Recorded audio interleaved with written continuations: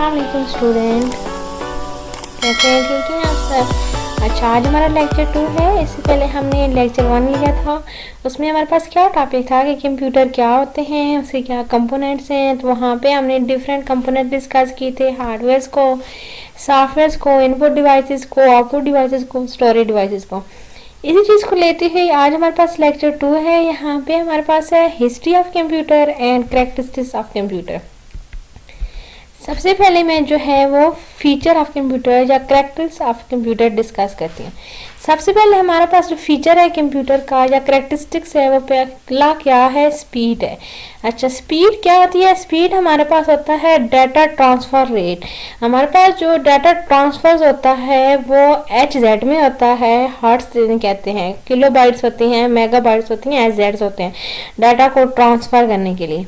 अच्छा, ये हमारे पास सिंपली जितना भी कम्प्लेक्स डाटा हो वो उसे फास्ट वे में ट्रांसफर करता है। Speed basically duration of time होता है। कौन सा ड्यूरेशन ऑफ टाइम? जिसमें डाटा ट्रांसफर हो रहा होता है। सेकंड चीज है हमारे पास एक्यूरेसी। एक्यूरेसी का मतलब होता है करेक्ट डाटा। फॉर एग्जांपल, आप एक इनपुट देते हैं, उसी के रिजल्ट में जो आपको आउटपुट आती है वो उस प्रोग्राम की जो रनिंग कंडीशन में आउटपुट इनपुट से हो के फॉरवर्ड होती है, वो आपकी करेक्ट एक्यूरेसी होती है, रिजल्ट्स होता है। नेक्स्ट हमारे पास डिलीजेंस। वो क्या होते हैं कि एक कंप्यूटर में एक ही हार में, एक ही वक्त में, एक ही टाइम में मल्टीपल प्रोग्राम्स जनरेट की जाते हैं। अगर वहाँ पे किसी किस्म के एरर्स जनरेट हो जाएं तो वो प्रोग्राम्स को एग्जीक्यूट नहीं करता। इसलिए वो कहते हैं कि हमारे पास कंप्यूटर एक ऐसा एक्यूरेटेड डिलीजेंस डिवाइसेस हैं जो ब्रेक नहीं करती प्रोग्राम्स को, क्रिएटिंग एरर्स नहीं होते इनमें। नेक्स्ट है विजिबिलिटी। विजिबिलिटी हमारे पास क्या होती है? ये कम्प्लेक्स डाटा जो होता है, जो हाई लेवल का डाटा होता है, उसे वो एक ही टाइम में फॉरवर्ड कर सकता है, यानी मल्टीपल प्रोग्राम्स को ये एक ही टाइम में एग्जीक्यूट करवा सकते हैं। इसके अलावा power of remembering. Power of remembering basic क्या है? स्टोरेज एरिया होता है। अब कंप्यूटर का जो स्टोरेज एरिया होता है वो हार्ड डिस्क होती है, वहाँ पे आपका लॉन्ग टाइम डाटा स्टोर होता है। वो डाटा किसी भी फॉर्म का हो सकता है, ऑडियोज हो सकती हैं, इमेजेस हो सकती हैं, वीडियोज हो सकती हैं। इसके अलावा कंप्यूटर में किसी किस्म की इमोशन या फीलिंग नहीं होती।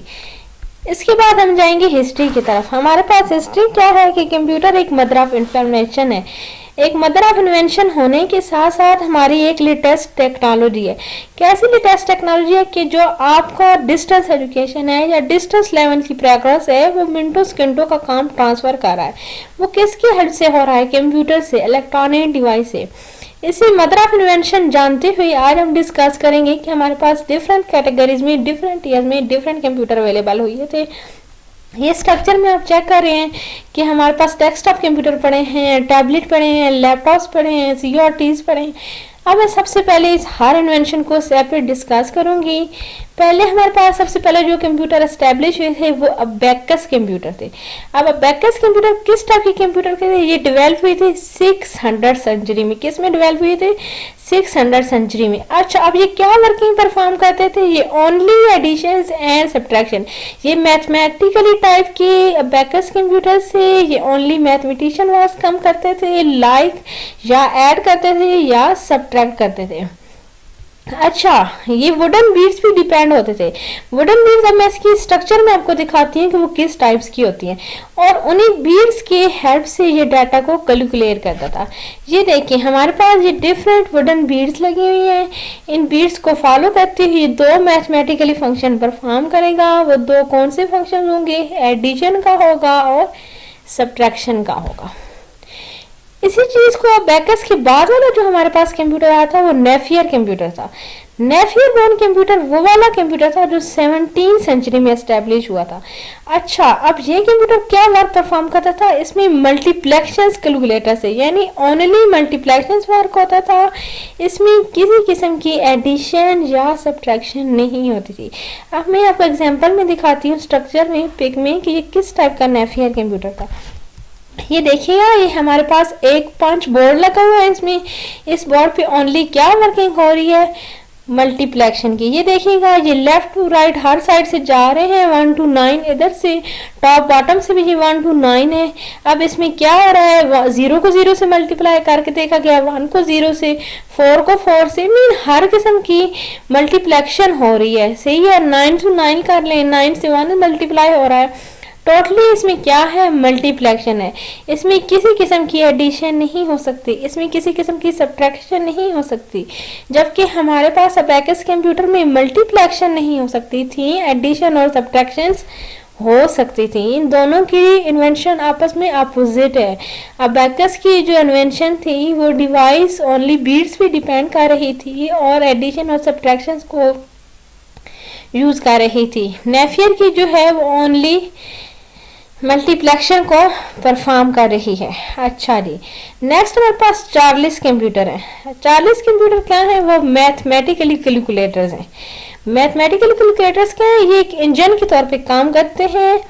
अच्छा, इनमें टोटली एडिशन ही होती है, इनमें भी मल्टीप्लेक्शन भी नहीं होती और इनमें सब्ट्रैक्शन भी नहीं होती। अच्छा, एडिशन क्या होती है, इनमें 60 पर मिनट्स पे एडिशन होती है। अच्छा, इसको ये बात रखती, फादर ऑफ कंप्यूटर कहा गया चार्ल्स कंप्यूटर्स को। और ये एक हमारे पास प्रोग्रामिंग मशीन थी। किस टाइप की प्रोग्रामिंग मशीन थी कि ये हमारे पास फर्स्ट प्रिंटर के तौर पे काम करती थी, यानी पेपर्स को हार्ड कॉपी में कन्वर्ट करने के लिए भी चार्ल्स मशीन यूज हो सकती थी। इसके अलावा इसकी जो इन्वेंशन थी वो 91 से 1871 के मिड में हुई थी। इसके अलावा इसे हम क्लाउड कंप्यूटर या क्लाउड कंप्लीटेड का नाम देते थे। अच्छा, क्लाउड भी किस वजह से था, इस वजह से कि इसमें स्टोरेज जो है वो अनदर डिवाइस पे भी स्टोर करने की फैसिलिटीज अवेलेबल थी। नेक्स्ट हमारे पास पंच कार्ड है। पंच कार्ड क्या होता है, वो एक कार्ड होता है पंच बोर्ड टाइप। ये पावर ऑफ लूम एस्टेब्लिश करता है। पावर ऑफ लूम्स हमारे पास क्या होती हैं, एक स्पेसिफिक वेव्स होती हैं। वो एक ऐसी वेव्स होती हैं जो लाइक पैटर्न्स के तौर पे यूज हो सकती हैं, क्लॉथ के तौर पे यूज हो सकती हैं, या डिफरेंट कंप्यूटर सिस्टम में डिवाइसेस के तौर पे यूज होती हैं। ये देखिएगा, ये हमारे पास है इनवेलप पंच कार्ड। ये सिस्टम में इनर बोर्ड में अटैच होते हैं और बेसिकली ये वेव्स टेक्नोलॉजी को यूज कर रहे होते हैं। नेक्स्ट हमारे पास मार्क 1 कंप्यूटर। अच्छा, मार्क 1 कंप्यूटर जो है वो हमारे पास लार्ज साइज में अवेलेबल थे। किस में अवेलेबल थे, हमारे पास लार्ज साइज। अच्छा, ये किसकी तरह काम करते थे, लाइक कैलकुलेटर। अच्छा, ये कैसा कैलकुलेटर था, ऑटोमेटिक कैलकुलेटिंग मशीन, यानी इसमें एनी अदर फंक्शन एस्टेब्लिश हो जाते थे। अच्छा, इसमें हमारे पास एस्टेब्लिश कब हुआ था, 1937 to 44। ये हमारे पास IBM ने एस्टेब्लिश करवाया था। IBM क्या है, हमारी इंटरनेशनल बिजनेस मशीन है। ये हमारी माइक्रोसॉफ्ट कंपनीज में और IBS आपस में मिलके काम करती हैं, जो डिफरेंट सॉफ्टवेयर डेवलप करती हैं। ये टोटली एक पूरे का पूरा आपको इमेज में नजर आ रहा है कि कैलकुलेटर है। ये किस टाइप का कैलकुलेटर है, ये सीक्वेंस में डिफरेंट कैलकुलेशंस कर रहा है। ठीक है, ये देखिए इस इमेज में सारे की सारी जो है वो क्या हो रही हैं, कैलकुलेशंस हो रही हैं। नेक्स्ट हमारे पास 1943 to 1946 में जो हमारे पास कंप्यूटर आए थे वो क्या थे, ENIAC। अच्छा, ENIAC क्या चीज है, ENIAC stand for electronic numerically integrated calculators. ये कौन से कैलकुलेटर्स हैं, न्यूमेरिकली इंटीग्रेटेड कैलकुलेटर्स हैं। ये देखिएगा, ये हमारे पास कुछ इस तरह के कैलकुलेटर्स हैं। ये किस पर्पस के लिए यूज होते हैं, डिजिटल पर्पस के लिए, डिजिटल कंप्यूटर्स के लिए। अच्छा, डिजिटल हमारी क्या चीज होती है, डिजिटल बेसिकली हमारी डाटा की बाइनरी फॉर्म होती है। आप कंप्यूटर में आप कुछ भी टाइप करते हो, A करते हो, B C, alphabetic, all else, numeric, जो भी, उसका कंप्यूटर से कोई लेन देन नहीं है। कंप्यूटर को डिजिटल लैंग्वेज समझ आती है, उसे बाइनरी कहते हैं, उसकी फॉर्म होती है 0 और 1 और वो पल्सेस पे डिपेंड करती है। अब 0 के पल्स पे हमारे पास ऑफ होती हैं बिट्स, 1 के पल्स पे हमारे पास ऑन होती हैं बिट। अब हमारे पास ये ENIAC की जो टेक्नोलॉजी थी वो डिजिटल टेक्नोलॉजी थी, डिजिटल कंप्यूटर से। अच्छा, वो कहते हैं कि डिजिटल कंप्यूटर होने के साथ साथ इनका क्या था, एक ऐसा पाथ था, एक ऐसा स्टोरेज एरिया था जो कंप्यूटर प्रोग्राम्स के लिए यूज हो सकता था। ये हमारे पास साथ स्टोरेज एरिया भी प्रोवाइड करते थे।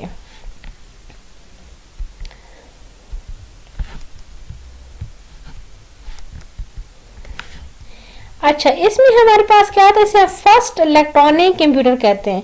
ये ENIC क्या, एक ऐसा इंटीग्रेटेड कैलकुलेटर था जिसे हम क्या कह सकते हैं, फर्स्ट इलेक्ट्रॉनिक कंप्यूटर। अच्छा, ये किसकी नीड थी, बेसिकली मिलिट्री की नीड थी। मिलिट्री क्या है, हमारी आर्मी है, एयर फोर्सेस हैं, एयर फोर्सेस की नीड के लिए यूज होता था। अब इसकी वर्किंग क्या थी, ये स्क्वायर फिट रूम्स, बहुत बड़े 20 to 40 रूम्स के एडजस्टिंग में ये होता था। और इसके अलावा इसमें वैक्यूम ट्यूब लगे हुए थे। वैक्यूम ट्यूब्स अब कितने पार्ट्स पे लगी हुई थी, 18,000 पे। अब इसमें हमारे पास डाटा जो नंबर्स होते थे वो मैक्रो सेकेंड होते थे। अब वो कितने मैक्रो सेकेंड से 200। अब हर नंबर जो है वो नेक्स्ट टू मल्टीपल नंबर हो सकता था। जब वो नेक्स्ट टू पे मल्टीप्लाई होता था तो वो 2000 माइक्रो सेकेंड बन सकते थे। ये हमारी इसकी सबसे मेजर चीज क्या है कि फर्स्ट इन्वेंशन ऑफ कंप्यूटर है। इसे हम फर्स्ट इलेक्ट्रॉनिक कंप्यूटर भी कह सकते हैं। ये हमारा डिजिटल कंप्यूटर्स होते हैं। इसके अलावा से हमारे पास स्टोर कंप्यूटर्स का डाटा हो सकता है, डाटा को स्टोर करने की फैसिलिटीज हो सकती हैं। इसके अलावा नेक्स्ट हमारे पास ये भी ऑप्शन है कि ये हमारे पास मिलिट्री नीड है और यहाँ पे क्यूब्स लगी होती हैं वैक्यूम ट्यूब के लिहाज से, और वैक्यूम ट्यूब 18,000 पे डिपेंड्स होती हैं। अब उन्हें डाटा जो ट्रांसफर होते हैं वो माइक्रो सेकेंड्स पे होता है और वो हर 2 माइक्रो सेकेंड्स पे 200 होते हैं। जब वो हर 2 को मल्टीप्लाई करते हैं 200 से तो वो 2000 डिपेंडेड हो जाते हैं।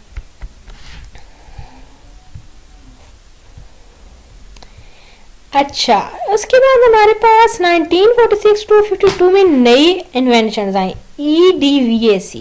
अब EDVAC क्या चीज़ है, EDVAC stand for electronic digit variable automatic calculator. ये डिजिट्स वेरिएबल थे, सॉरी डिस्क्रीट वेरिएबल्स थे। डिस्क्रीट वेरिएबल वो वेरिएबल्स होते हैं जो फिक्स नहीं होते। अब वेरिएबल और कांस्टेंट हमारे पास दो चीज़ें थी। वेरिएबल्स हमारे पास वो होते हैं जो with in passage of time change हो जाते हैं, जबकि कांस्टेंट हमारे फिक्स रहते हैं। अब हम देखते हैं कि इलेक्ट्रॉनिक डिस्क्रीट वेरिएबल्स कौन से वेरिएबल से या ऑटोमेटिक कैलकुलेटर्स कौन से कैलकुलेटर से। अच्छा, ये हमारी जो है वो प्रोग्राम वायर ब्रॉडकास्ट थी। कौन सी थी, प्रोग्राम वायर ब्रॉडकास्ट। ये हमारा क्या करती थी, प्रोग्राम को स्टोर ही करती थी। किस पर्पस के लिए यूज होती थी, प्रोग्राम को स्टोर करने के लिए। अच्छा, इसका जो मेजर कंसेप्ट है वो sequence of instructions and data stored in memory, computer for automatically directing flow of operation. यानी ये डाटा को स्टोर ही करता था। कैसे स्टोर करता था, एक सीक्वेंस में, और एक सीक्वेंस में ही इंस्ट्रक्शन फॉरवर्ड करता था। और वो सारी इंस्ट्रक्शन एक सीक्वेंस, एक डायरेक्शन, एक फ्लो से होकर गुजरती थी। अगर इसे मल्टीपल प्रोग्राम स्टोर करने पड़ते थे, multiple program can be stored on same computer using store concept. तो ये कौन सा कंसेप्ट यूज करता था, स्टोर प्रोग्राम का कंसेप्ट। अब हमारे पास मॉडर्न जो डिजिटल कंप्यूटर्स आ रहे हैं या जो करंट टाइम स्टोरिंग इन्वेंशन हमारे पास यूज हो रही हैं वो हमारी EDVAC की हैं, यानी इलेक्ट्रॉनिक डिस्क्रीट वेरिएबल है। एक ऐसी इलेक्ट्रॉनिक डिस्क्रीट डिवाइस है जो आपका डाटा सेम ही टाइम में मल्टीपल सीक्वेंस से या सिमिलर सीक्वेंस से एक ही डायरेक्शन में डाटा को स्टोर कर सकते हैं। अच्छा, नेक्स्ट चीज हमारे पास है UNIVAC। ये हमारे पास एस्टेब्लिश हुई थी 1951। UNIVAC stand for universal automatic computer. अच्छा, ये क्या है, ये भी यूनिवर्सल ऑटोमेटिक कंप्यूटर है। ये डिजिटल कंप्यूटर्स हैं और ये किस पर्पस के लिए यूज होते हैं, बिजनेस के लिए या इंडस्ट्रीज के लिए। फॉर एग्जाम्पल, कोई भी ऑर्गेनाइजेशन लॉन्ग टर्म बिजनेस चला रही है या डिफरेंट इंडस्ट्रीज हैं तो वो UNIVAC टेक्नोलॉजी यूज़ करती हैं, यानी यूनिवर्सल ऑटोमेटिक कंप्यूटर यूज़ करती हैं, जो 1951 में एस्टेब्लिश हुए थे। अब ये वाले जो कंप्यूटर्स हैं डिजिटल कंप्यूटर्स हैं। देखिएगा, इन कंप्यूटर्स का स्ट्रक्चर कुछ इस तरह का होता है।